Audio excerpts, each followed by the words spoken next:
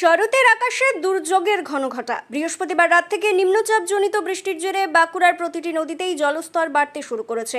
এই ঘটনার জেরে দক্ষিণ বাঁকুড়ার শিলাবতী নদীর ওপর একের পর এক সেতু জলের তলায়। রবিবার সকালে সর্বশেষ পাওয়া খবর অনুযায়ী বাঁকুড়া ঝাড়গ্রাম রাজ্য সড়কের ওপর সিমলাপালের শিলাবতী নদীর সেতুর ওপর দিয়ে জল বইতে শুরু করেছে। তার মধ্যেও জীবনের ঝুঁকি নিয়ে যাতায়াত করছেন মানুষ।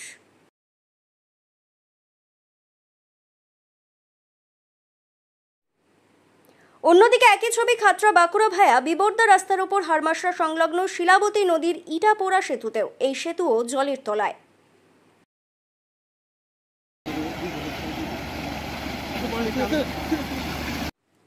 লক্ষ্মীসাগর বাঁকুড়া ভায়া হারমাসরা রাস্তার ওপর শিলাবতী নদীর ওপরেই পাথরডাঙ্গা ভেলাইডিহা কসবেতেও একই ছবি। অতিবৃষ্টির কারণে কসবে সম্পূর্ণ ডুবে গেছে। যোগাযোগ ব্যবস্থা বিচ্ছিন্ন। চরম সমস্যায় সিমলাপাল ও তালডাংরা ব্লকের একটা বড় অংশের মানুষ।